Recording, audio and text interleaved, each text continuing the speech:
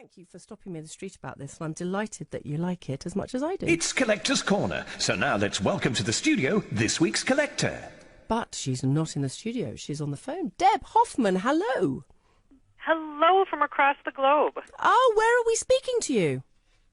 I'm actually in Waukesha, Wisconsin, in America. From Wisconsin. Well, thank you very much for joining us. What time is it there then? You're in the morning, aren't you? It is. It's 11:14 in the morning here. Well, good morning to you. Deb Hoffmann, could you share with us what you collect, please? Well, I am the Guinness World Record holder of the largest Winnie the Pooh and Friends memorabilia collection. You are... Okay, so if you hold a Guinness World Record for that, that means you have a heck of a lot of stuff. Just a couple. Go on. More than could fit in a shoebox, that's for certain. How many pieces do you have of Winnie the Pooh? Well, as of today, and this number is definitely changes sometimes hourly, it is 12,851. You what? Where do you keep them all? Yes.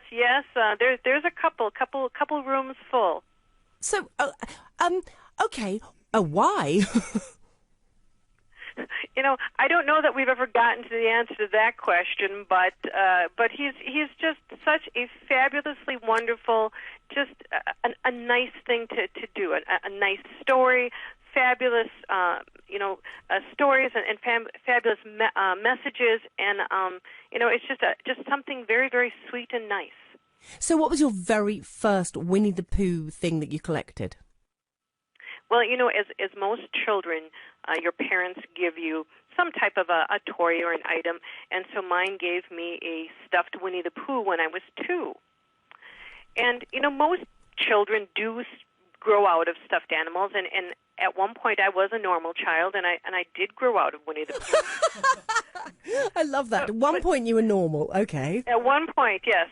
I think that day is gone, but so then Disney started to put him in costumes other than his traditional red shirt.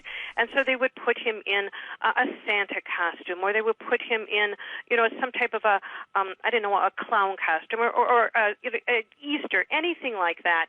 And so they were just so cute. I would buy one. I said, I liked Winnie the Pooh as a child, so I would buy one. And then I bought another, and then another, and lo and behold, before I even realized it, I was back into Winnie the Pooh. Now, Deb, what do you... I don't know if you live with anybody, if you have a partner, or if you live alone.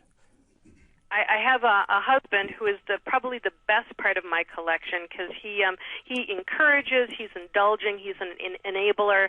He just recently took me to England, and so he's fabulous. So yes, he's wonderful. Because I wanted to know what your partner, so what your husband actually thinks of your collection, and you've answered it for me. He obviously embraces it alongside you. Gary has been absolutely wonderful. He didn't know that I was a collector. In fact, I didn't know. I guess I was a collector when we got married, and so he didn't know what he was in for. But he's certainly been fabulous. Oh, that sounds lovely. There won't be. I'm not saying there will be. I'm not a soothsayer. But if, God forbid, there were to be a fire, and I ask every collector this every week, what is the one thing you would save? Probably my very first Winnie the Pooh. You have the very first one that you got when you were 2. Absolutely. In fact, he was so loved, and I dragged him around so many places when I was a child. My mother actually had to put a new fur covering on him, so he's really kind of a Pooh within a Pooh right now. And so he doesn't look much like he did when he was new, but that's probably the one that I would grab, I think. I love the fact that you want to grab the Pooh within a Pooh.